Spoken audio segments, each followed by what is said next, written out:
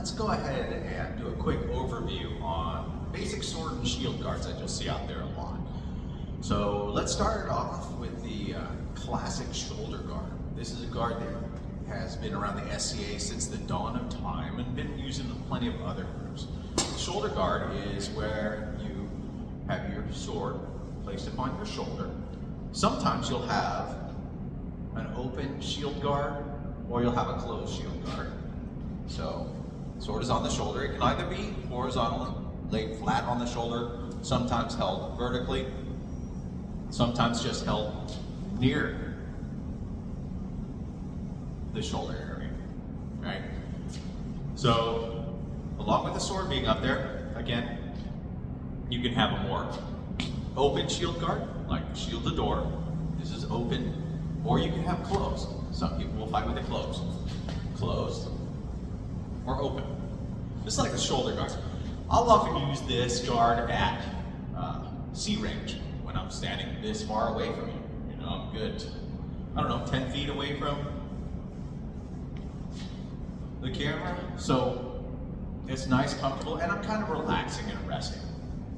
You know, in a fight, when it drags on, you'll be surprised how quickly your energy can sap if you're always tensed up in a particular guard. So that's the shoulder guard. Then, a lot of times you'll see a steeple guard now, or they call it A-frame sometimes. A steeple guard or A-frame is where you have a vertical sword guard and then an open shield guard. A lot of times you'll see it like this. Sometimes you'll see it a little favored back here. But it's essentially very similar guard. It creates like a steeple, or the top frame of an A. And it's a really good guard, really good dueling guard, right? I mean, I can see everything. I'm not blinded or blocked by anything. I'll have to pick up like leg shots with the bottom of the shield here, intercept them out there. That's a great advantage. It's a great dueling guard. The disadvantage to it, however, is that you also see me. There's like pretty much nothing hidden here, right? All this area, all the legs, the slot for the face, everything else. And so the advantages that I get, I also give to my opponent at the same time. It's also not nearly as effective, an A-frame guard, against a left-hand fighter who will be attacking me along this side. So it leaves me completely open to that, to multiple fighters or spears or whatever else will just gig me. So often out in group fights in SCA or whatever, you won't see it as much. You won't see people lining up like this because they just get gutted by attacks from the side, spears, things like that. But it's a fun dueling guard. I'll often use it at B range. After coming in, after resting, chilling outside, being a lazy guy, and then I'll step in to B range. A lot of times I'll be right here because it gives me not only the visibility but the angles. I don't have to worry about moving my shield out of my way to like throw an offside leg or get a slot thrust or any of that there. I can still throw everything and my shield is kind of taken and out of the way. The disadvantage is my shield is kind of taken and out of the way. So, it's important to try it out, to get really good with it, but remember, all these guards are fairly situational. My default guard that I teach most people is the iron guard, which is where you have a closed guard here with the shield. As you can see, automatically you see a ton of me, right? And this is like not even a low stance.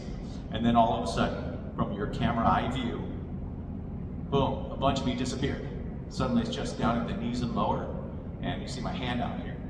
So it starts with a closed shield guard, and it's not held straight up and down, because you can see if it's held straight up and down, you do a line from my eyes down. You see that everywhere below that blade, I can't see like this. So when you have your closed guard, you want to also angle it back like this. So now I can see, well, right here I can see the ground. I can see people's feet while still maintaining. From there, eye point of view, a very tight guard. If I'm like this, I can't see from here down, from the camera down. I couldn't see somebody from the chest down. Here I can see all of them. So the iron guard requires a closed shield guard, and then your sword takes up a horizontal guard. The horizon guard, or the horizontal guard, varies in its blocking from here to here to here. You use it a lot to block the upper area and the shield to block the lower area. Now it's important not to take your shield and roll it back to block. You want to pick everything up with the edge as much as possible because it kills shots dead with the edge. You want to keep yourself covered as much as possible. Use an orbiting horizontal guard here, even for wraps and offsides, you can still pick them up. Don't go out to meet them. You know, against axes or heavier mass weapons, you can bring your weapon out a little bit, but you don't want to go reach too far out to block. Because the moment you overcommit over here, and then they throw to the opposite side, it takes you so much longer to return. So the iron guard is an orbiting horizontal guard up top and a closed guard down below. This is my overall favorite and default, and the reason for that is the highest defensive quality there is. If you were being shot at by arrows, people trying to stab you with spears, you're lined up here, there's an opponent over that way, and then there's an opponent over that way, this shield is much more capable of coming back and covering you than if it were open like this. So I treat it as the default guard, and I keep people using it a lot. You know, plenty of people won crown with it, just using just that basic guard. So I will almost always end up in the iron guard in here. When you and I are fighting this close, you're going to catch me in here. Now, another point is in a proper iron guard, here, you don't want to goalpost your arm. That makes it very easy to take, right? Any shots on that are just going to land and stop. You want to hold this at an angle. Right here, at least a 45 angle or a little more. That way, shots that come in, skip, and they're really easy to block that little gap. If you have it like this, people can hit that all day long.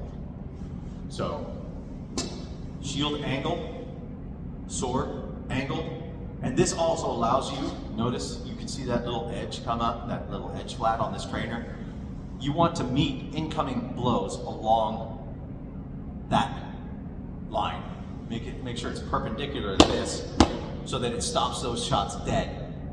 Whereas if you're like this, A, you can get hit in the palm of the hand. B, you're going to make really weak blocks.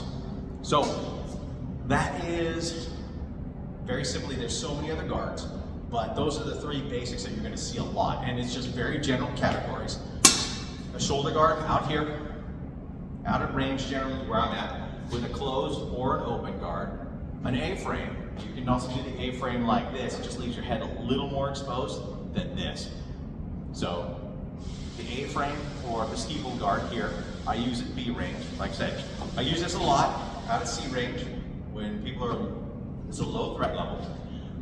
I'll engage more in B range. Sometimes I'll use the steeple guard, and then in A range, I will always be in this guard here.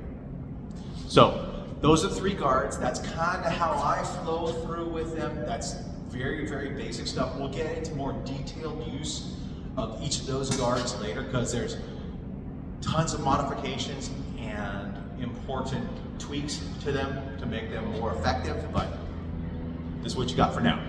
Catch you next time.